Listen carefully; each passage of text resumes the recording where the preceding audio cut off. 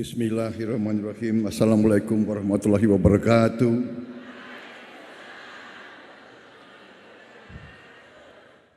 Alhamdulillahirabbil alamin. Wassalatu wassalamu ala asrofil anbiya'i wal mursalin wa ala alihi wa sahbihi ajmain, amma ba'du. Marilah kita tidak henti-hentinya memanjatkan puji syukur kehadirat Allah Subhanahu wa taala, Tuhan Maha Besar, Tuhan Maha Kuasa yang memiliki sekalian alam. Hanya kepadanya lah kita berdoa dan hanya kepadanya lah kita meminta pertolongan. Salawat dan salam kita tujukan kehadirat baginda Nabi besar Muhammad Rasulullah Sallallahu Alaihi Wasallam yang telah memberi kepada kita agama dan peradaban. Selanjutnya saya menyampaikan terima kasih yang sebesar-besarnya atas kehormatan yang diberikan kepada saya hadir di majelis yang terhormat ini dalam keadaan sehat walafiat, tidak kekurangan sesuatu apapun. Yang saya hormati dan saya muliakan Ketua Umum PP Fatayat NU Ibu Anggia R. Marini dengan seluruh jajaran, seluruh pengurus, seluruh pimpinan wilayah, pimpinan cabang dari seluruh Indonesia yang saya hormati dan saya muliakan. Gubernur Provinsi Sumatera Selatan Bapak Herman Deru yang saya hormati, Wakil Ketua MPR RI Bapak Dr. Jazizul Fawaid yang saya hormati dan saya muliakan, Wakil Gubernur Provinsi Lampung Ibu Hajah Asnuniyah Halim, Ketua Pengurus Wilayah Nahdlatul Ulama Provinsi Sumatera Selatan Kiai Haji Amiruddin Nahrawi yang saya hormati dan yang saya banggakan, yang tadi telah memberi sambutan yang demikian semangat dan demikian menggetarkan kita semua.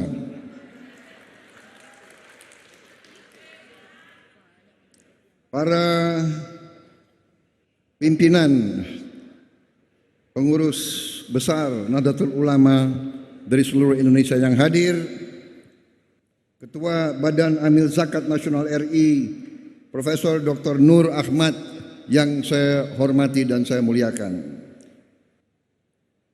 seluruh anggota DPR RI yang hadir pada hari ini, Ibu Hajah Nur Nadlifah, Ibu Luluk Nur Hamidah, Ibu Siti Mukaromah, Ibu Neng EM Marhamah Zulfahis, Ibu Ella Siti Nuryamah, Ibu Arseti Bilbinah, Ibu Hajah Wartia. Juga di sini Saudara Budi Jiwandono, dan mungkin ada juga tokoh-tokoh lain yang tidak saya sebut satu persatu tanpa mengurangi rasa hormat kepada saya, kepada saudara-saudara, maksud saya, dari saya. Hari ini sungguh kehormatan besar bagi saya diundang di majelis ini. Saya sebenarnya agak grogi menghadapi begitu banyak emak-emak di sini, karena kita tahu sebenarnya yang berkuasa di negeri ini siapa.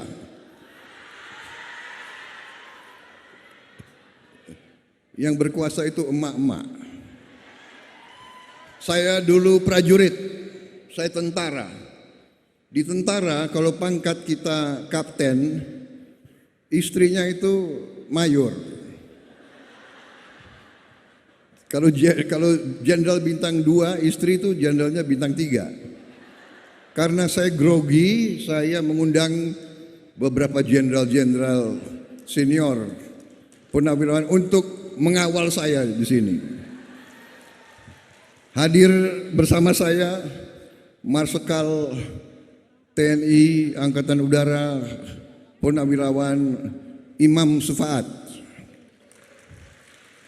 mantan Kepala Staf Angkatan Udara, beliau penerbang fighter, jadi kita sudah tahu beliau ini sosok pemimpin yang pemberani dan selalu memberi teladan. Saya juga di sini dampingi mantan Wakil Menteri Pertahanan Letnan Jenderal TNI Syafri Samsudin, mantan Kepala Staf Umum TNI dan Wakil Kepala Staf Angkatan Laut Panglima Armada Laksamana Madya Didit Asyaf, kemudian Letnan Jenderal TNI Agus Sutomo, mantan Panglima Kodam Jaya, dan sederet jabatan-jabatan penting lainnya. Jadi ini sebenarnya alasan kenapa saya ajak mereka, karena sebetulnya saya agak gemeter juga berdiri di sini. Ibu-ibu sekalian, terutama juga seluruh keluarga besar Nahdlatul Ulama yang, maaf ada yang ketinggalan saya, Pak Putranto, maaf Pak Putranto ini pakai masker soalnya, Letnan Jenderal TNI Putranto, mantan Panglima Sriwijaya, mantan Kodiklat. Jadi kalau Kodiklat itu adalah otaknya Angkatan Darat. Tadi pakai masker jadi saya minta maaf. Seluruh keluarga besar Nahdlatul Ulama, kaum perempuan muda NU yang saya hormati dan saya banggakan. Saya bertanya-tanya kenapa saya sebagai Menteri Pertahanan diundang di Kongres Pemudi NU. Saya bertanya-tanya, tetapi ternyata memang tepat saya diundang. Karena Menteri Pertahanan adalah pembantu utama Presiden Republik Indonesia di bidang pertahanan. Dan bagi bangsa Indonesia, pertahanan adalah kewajiban seluruh warga negara, seluruh rakyat berkewajiban untuk membela negara yang kita cintai. Itu adalah undang-undang dasar kita. Jadi emak-emak ini ikut berkewajiban bertanggung jawab atas keselamatan bangsa dan negara Indonesia. Dan ini juga sangat logis. Kenapa? Karena emak-emak, karena ibu-ibu,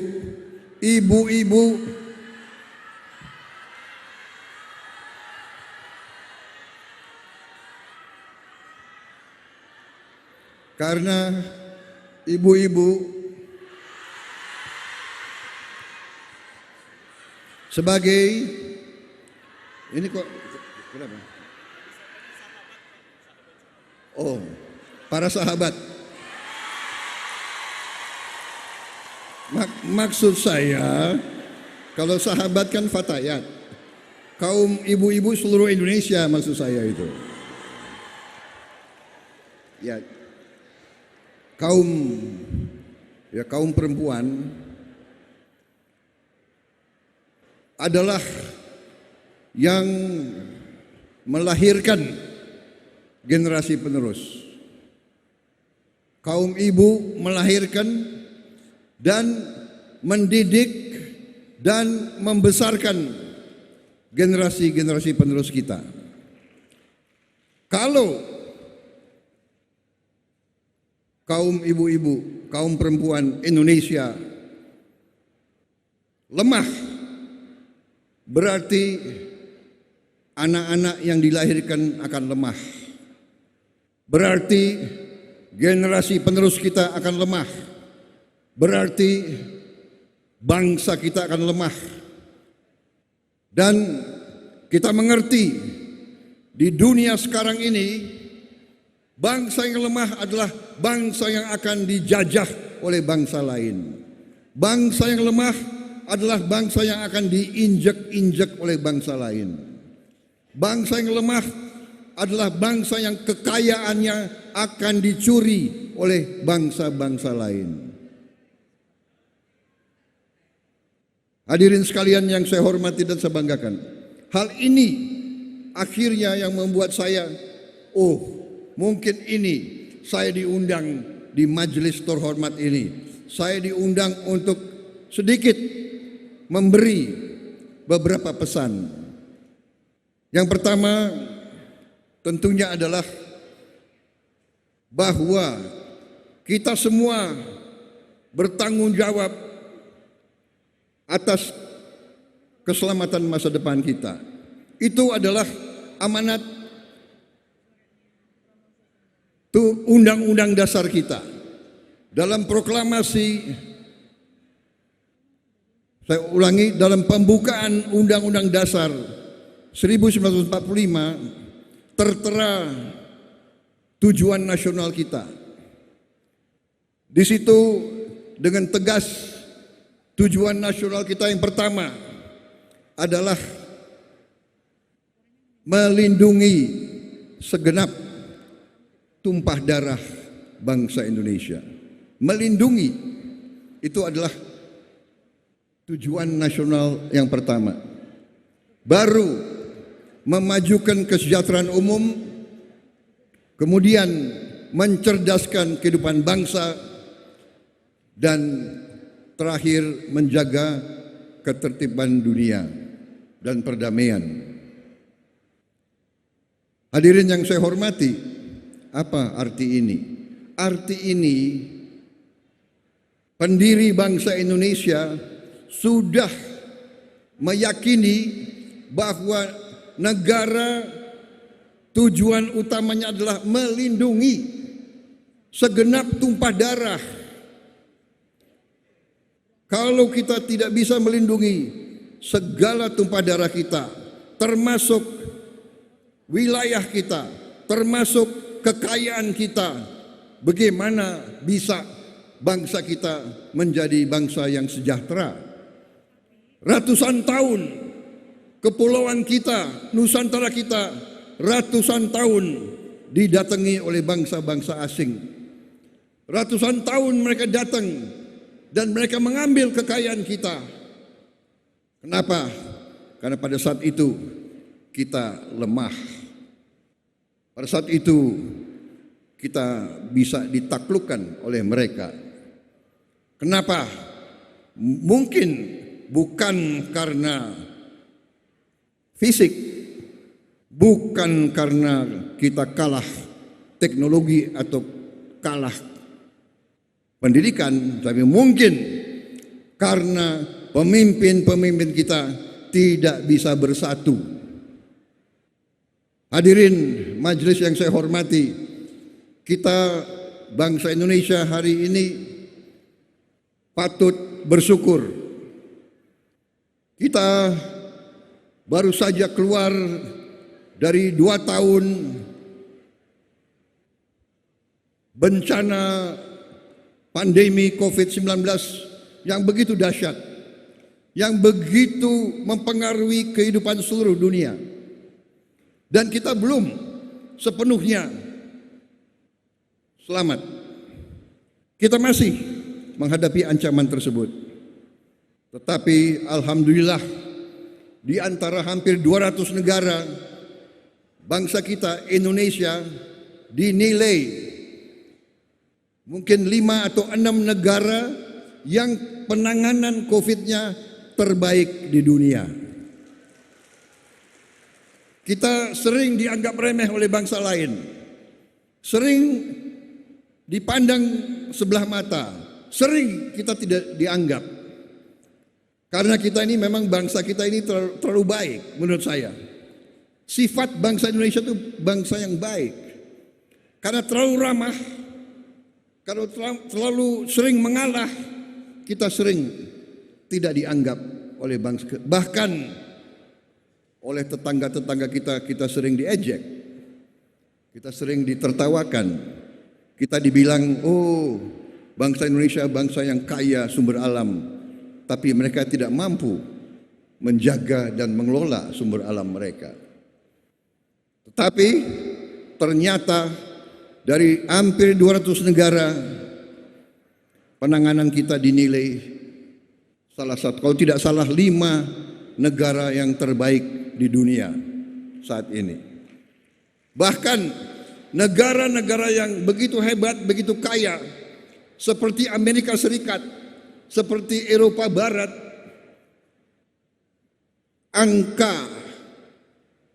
angka korban COVID-19 dan angka infeksi mereka jauh di atas kita sekarang, jauh di atas kita. Ini tentunya karena kepahlawanan dokter-dokter kita dan perawat-perawat kita. Tapi juga karena bersatunya seluruh bangsa Indonesia.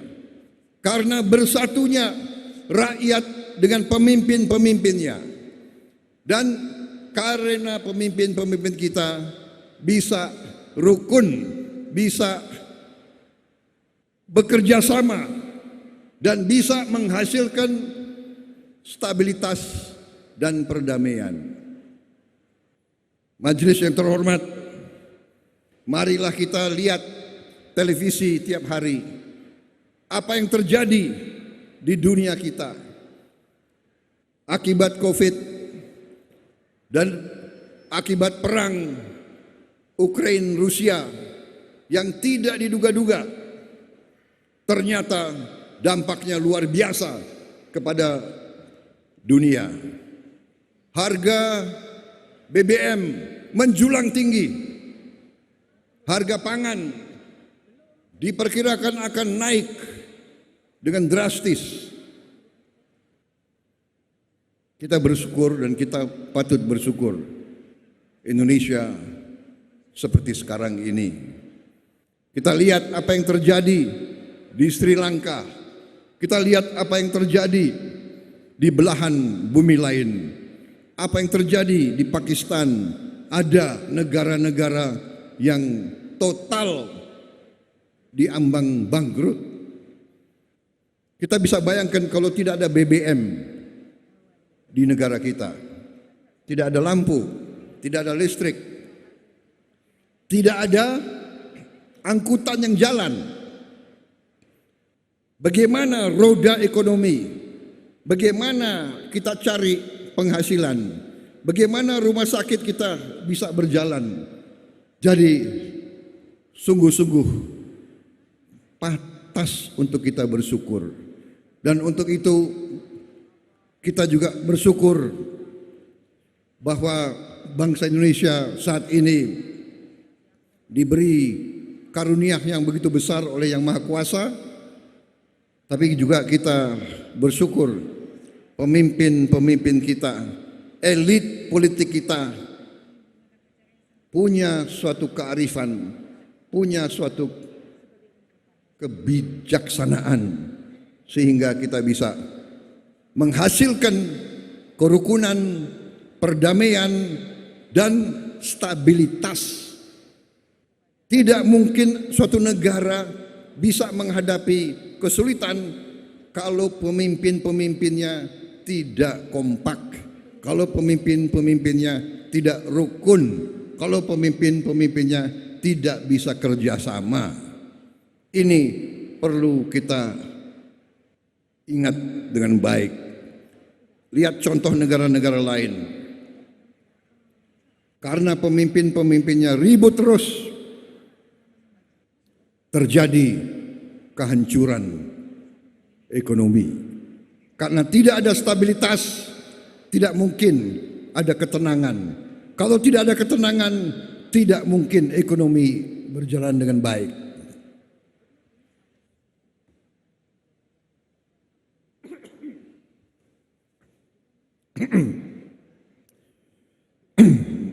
Maaf, mungkin terlalu semangat saya bicara di sini.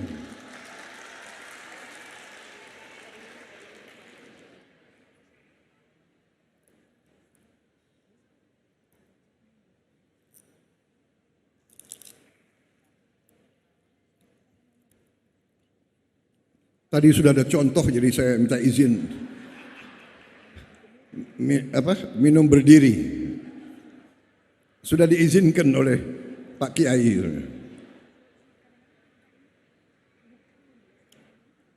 Di situ pengaruhnya ulama.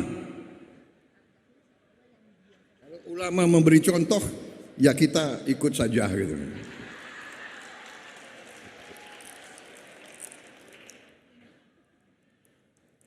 Majelis yang saya hormati dan saya muliakan. Karena itu peran keluarga besar Fatayat, peran Nahdlatul Ulama sangat-sangat menentukan dalam menciptakan kerukunan, kedamaian di Republik kita. Kita bersyukur punya Nahdlatul Ulama yang begitu besar dan begitu berpengaruh dan dipimpin oleh pemimpin-pemimpin yang penuh kearifan, penuh pengertian terhadap agama Islam yang benar dan yang bisa memberi perdamaian.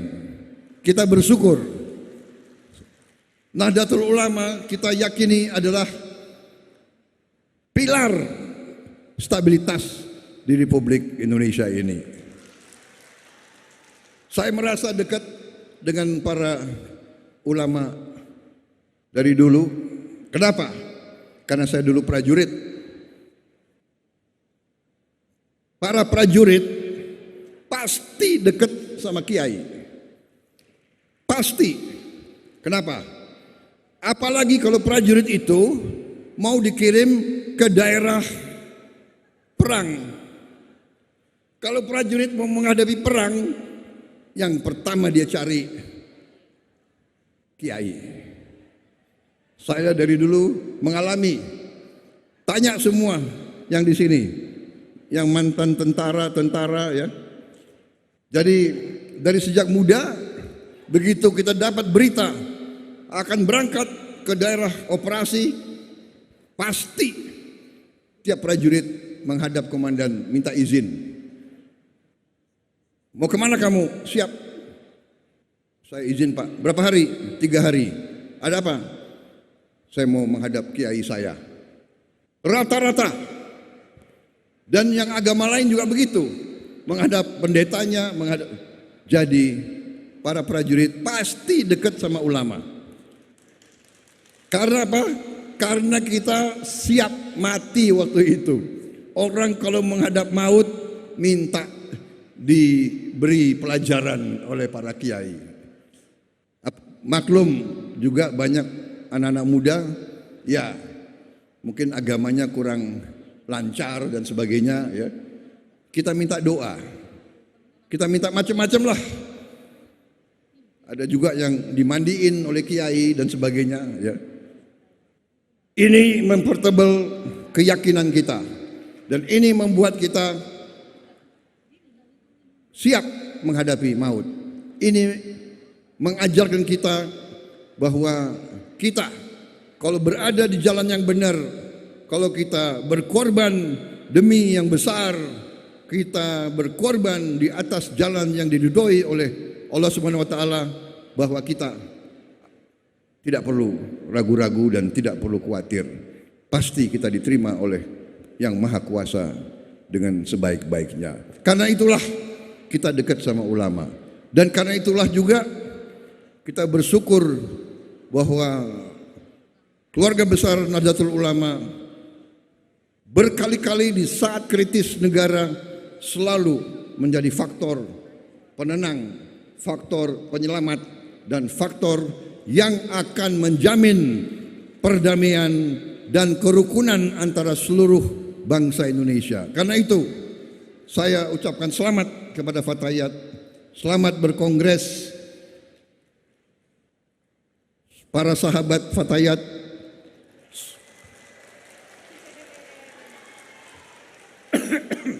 Semoga mendapatkan keputusan-keputusan yang terbaik dan semoga terus dalam perjuangan membela seluruh bangsa Indonesia. Saya sangat terharu lagu kalian,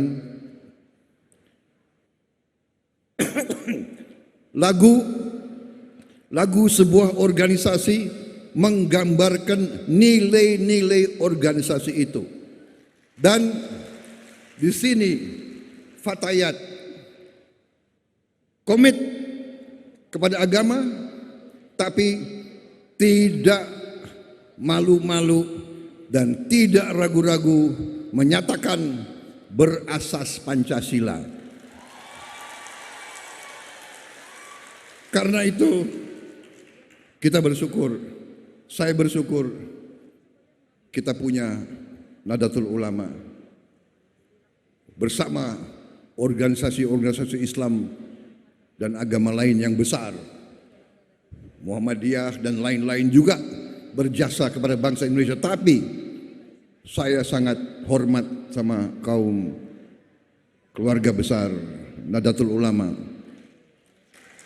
Dirgahayu Fatayat, semoga Fatayat dan Nahdlatul Ulama selalu diberi kemenangan, diberi keberhasilan, diberi keselamatan oleh Allah Subhanahu wa taala, Tuhan yang Maha Kuasa. Selamat berkongres, selamat berjuang. Semoga saudara-saudara, para sahabat terus semangat dalam jalan yang diridhoi oleh Allah Subhanahu wa taala. Terima kasih. Wassalamualaikum warahmatullahi wabarakatuh. Dan terima kasih atas perhatian para sahabat sekalian. Selesai.